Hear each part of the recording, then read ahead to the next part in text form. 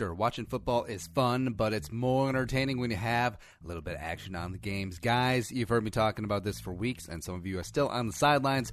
Whether you're an expert or a rookie, you should be betting at MyBookie. If you're the kind of guy that needs to bet a little and win a lot, like playing the numbers on roulette, you can create a big parlay. Pick 3 teams to win, and if you hit all 3, you can turn $100 into $600. Ooh, there's so much to bet on: playoff baseball, hockey, primetime fights, and more. But MyBookie is the one bet I know you'll be happy with all year long. I recommend these guys because I really trust them. MyBookie has been in business for years. They've got great online reviews, and the mobile site is super easy to use. So if you're on the sidelines, now is the time to get in the game.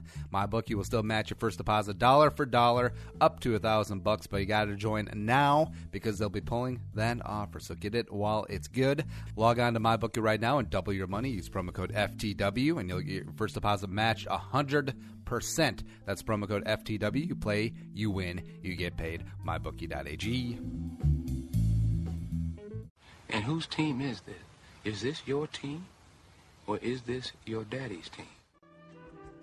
Thanks for listening to the Dad Mode Podcast, common sense parenting in a politically correct world. Here's your host, Andy Carlson.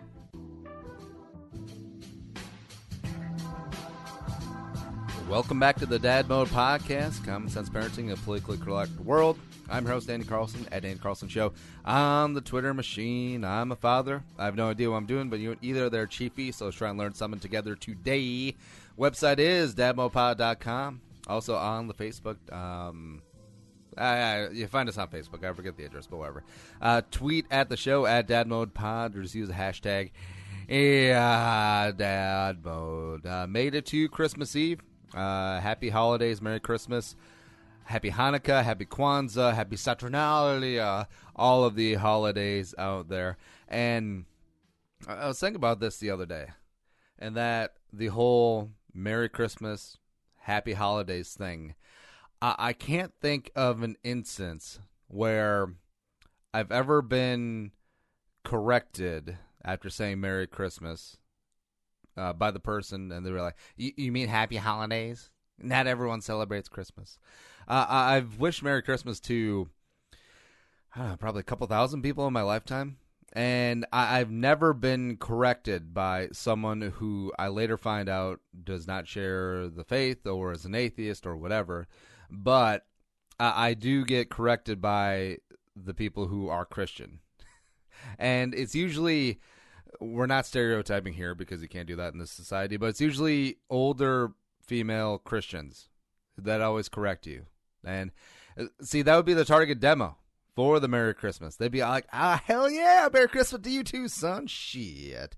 But they're the ones that say, you should correct that to Happy Holidays because not everyone not everyone celebrates Christmas or believes in the things that the Christians believe in. Aren't you Christian? Yes, that's why I hate myself, and that's why I'm flogging myself. Man, like my accountant is Jewish. I know. Yeah. He makes jokes about himself, so I feel like I can do too. And he tells me Merry Christmas. He wishes me Merry Christmas. I'm like, Happy Hanukkah? No. And then kind of laughs it off. But just, isn't it weird? Yeah, the people who, and if I was Jewish or celebrated Kwanzaa or wasn't religious at all and don't celebrate Christmas, even like the superficial, materialistic American style of Christmas, I don't think I'd be offended at all. I would be like, oh, well, I never. And you look at the political correctness when it comes to the stupid Starbucks cups. Yeah, last year it was red.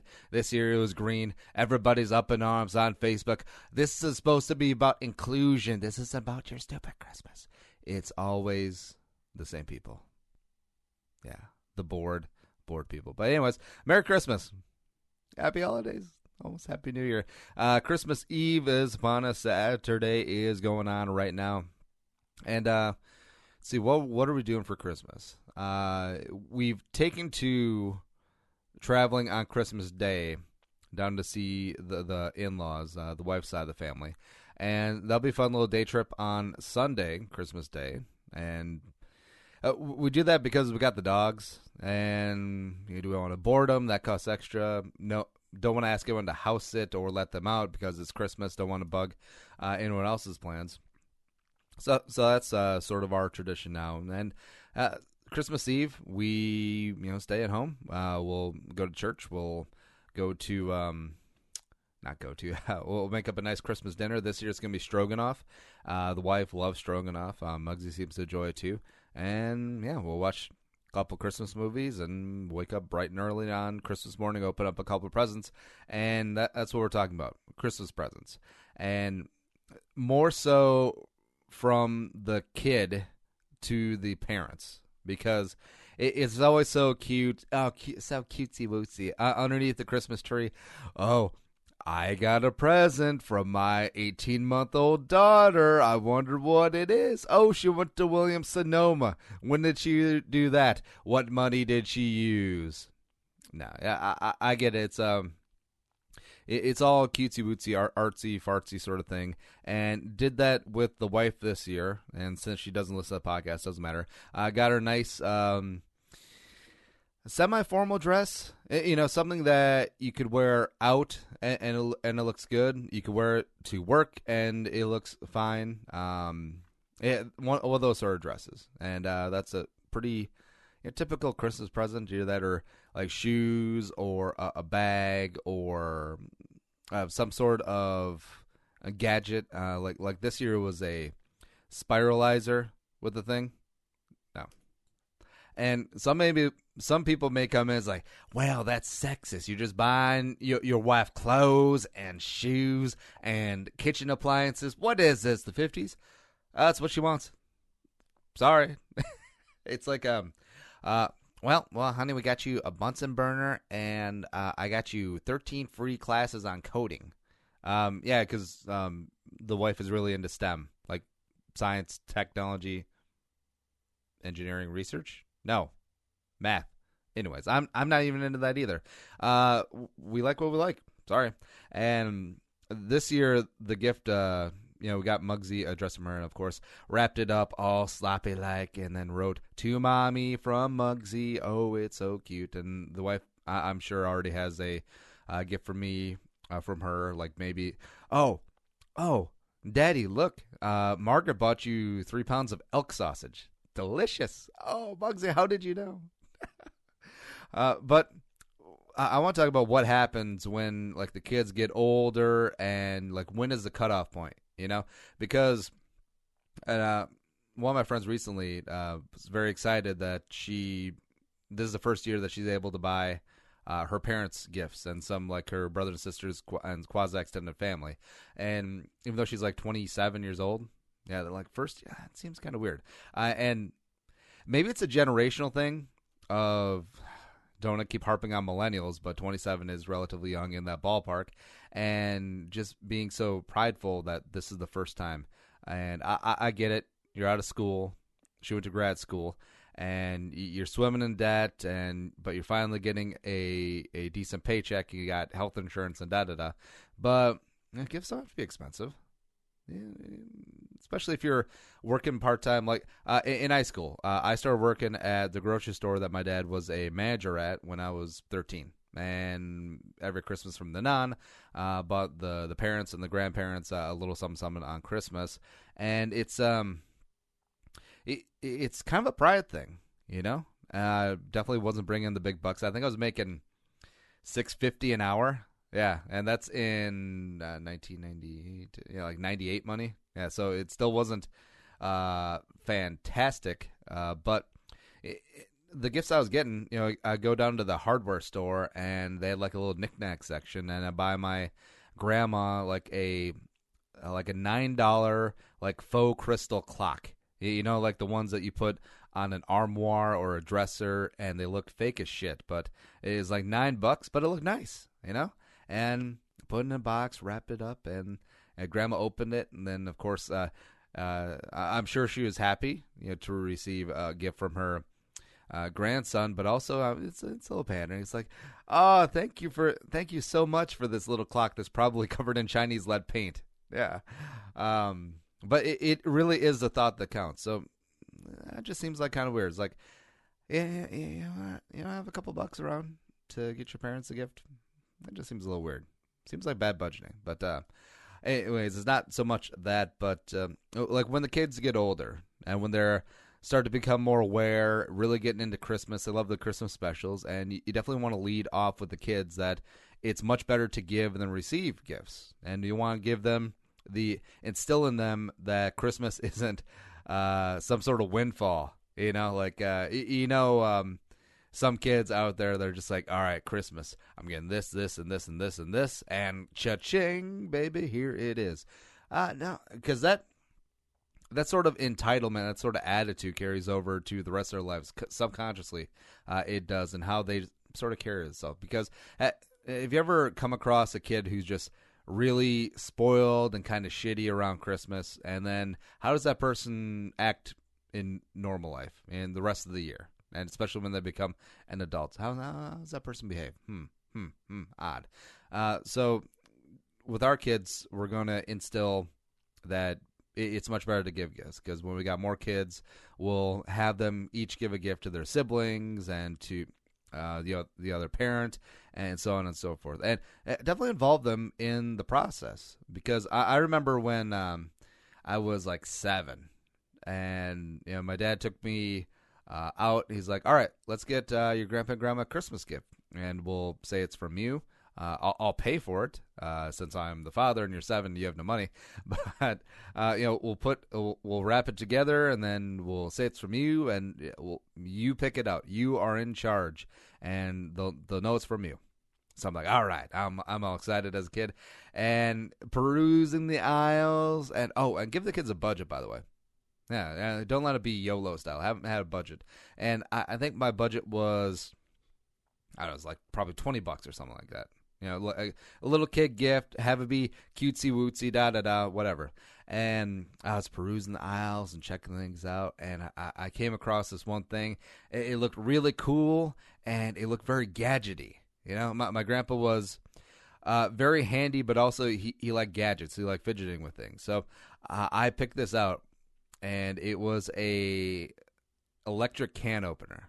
No, jar opener. Because electric can opener is actually useful. But electric jar opener, for when that one time every 4 years you have a jar that you can't open, you take out this thing, which is about the size of a coffee maker, put the jar in, plug it in, and it untwists the cap.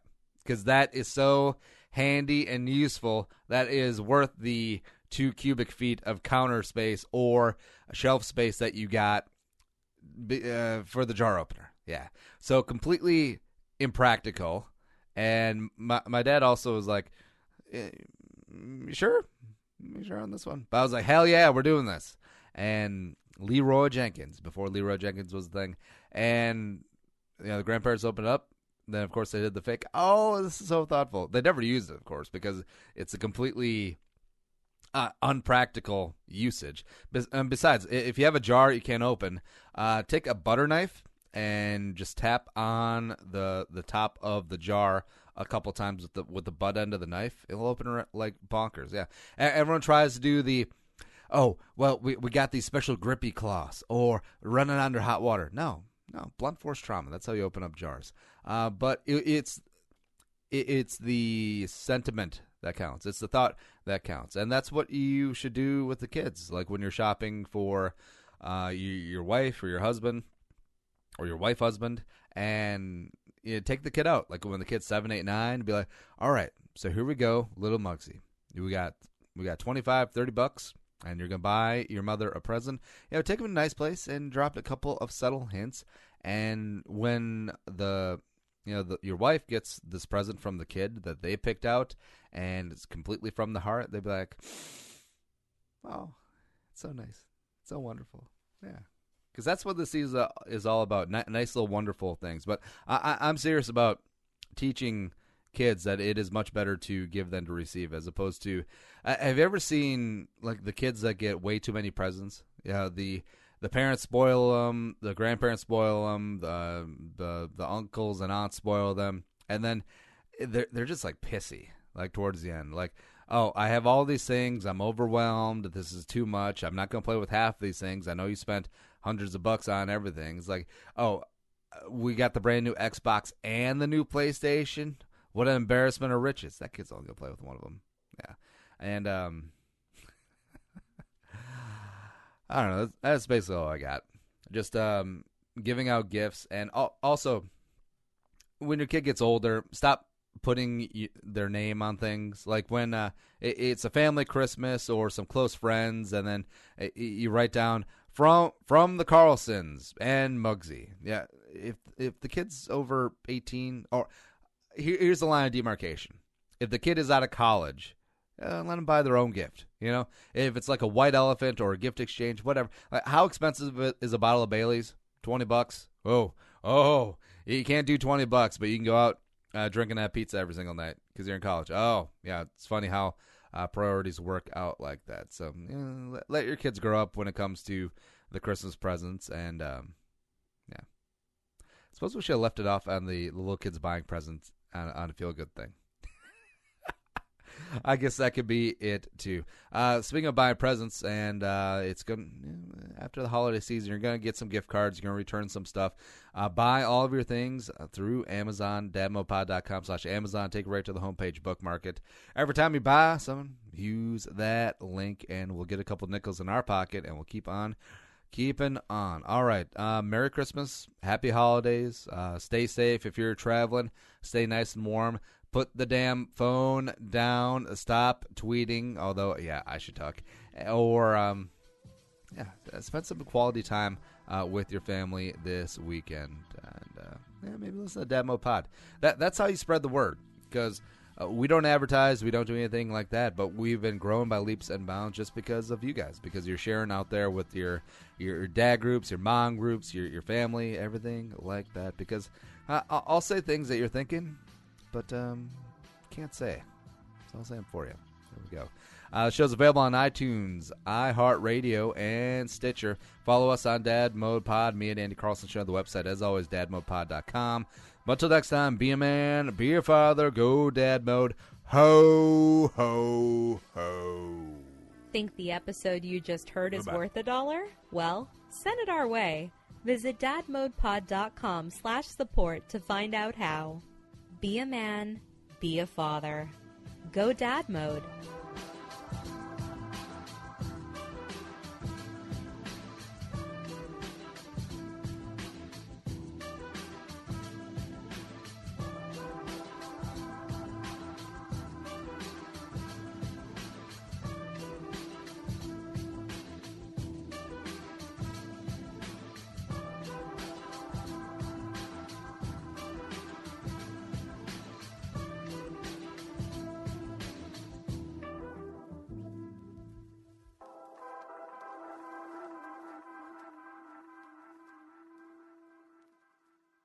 The music is created and produced by Deeb.